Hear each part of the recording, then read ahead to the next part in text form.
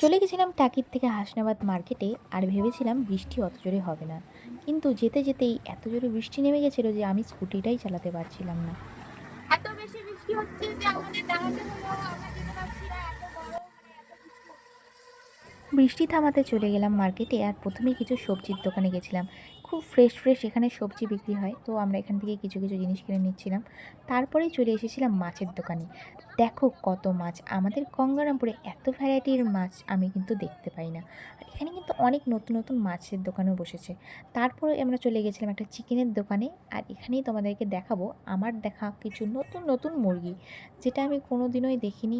আর দেখো এখানে ছিল অস্ট্রেলিয়ান চিকেন, যেটা আমরা নিয়েছিলাম। প্রত্যেকবার ননদের বাড়িতে এলে কিন্তু আমরা এই চিকেনটাই খাই, কারণ আমাদের গঙ্গারামপুরে এটা কিন্তু অ্যাভেলেবেল থাকে না। আর আমাদের চাইছিলাম 2 কেজিতে একটা চিকেন, কিন্তু কোনো চিকেনই 2 কেজি ছিল না, কোনোটা 1 গ্রাম 600, কোনোটা 1 গ্রাম 800। তো আমরা একটা বড় দেখে লাস্টে ওজন করলাম, যেটা 2.5 কেজি ছিল, সেটাই আমরা নিয়েছিলাম। আর দেখো এখান থেকে চিকেনটা কাটিং করার পরে দেখাচ্ছিল আরেকজন, যেটার নাম ছিল কক। বাপরে বাপ, কত রকমের ভ্যারাইটি এখানে পাওয়া যায়। আর এবার আমাদের চিকেনটা ফ্রেশ মতো কাটিং করে দিল দাদা। আর দেখো তোমরা কি জানো কে কে এই চিকেনটা খেয়েছো গঙ্গারামপুর থেকে, আর কে কোথায় পাওয়া যায় এই চিকেনটা, অবশ্যই কিন্তু আমাকে কমেন্ট বক্সে জানাতে একদমই বলো না। জানি না কেন এই চিকেনটা ভীষণই টেস্টি হয়, তাই জন্য কিন্তু আমার বাড়ি যাওয়ার পর নর্মাল চিকেনটা খেতে একদমই ভালো লাগে না।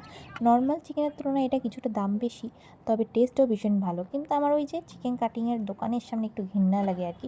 তারপরে রাস্তায় লেগে গেছিলো ভীষণ একটা গন্ডগোল। যাই হোক, তারপরে কিন্তু হাসনাবাদ নদীর ব্রিজ থেকে এটা কিন্তু আসতেই তোমরা ডান দিকে এই দাদার দোকানটা পেয়ে যাবে, ঠিক ফিশ মার্কেটের সামনে। আর দেখো এখান থেকে কেনাকাটির পর আজকে চললাম বাড়িতে।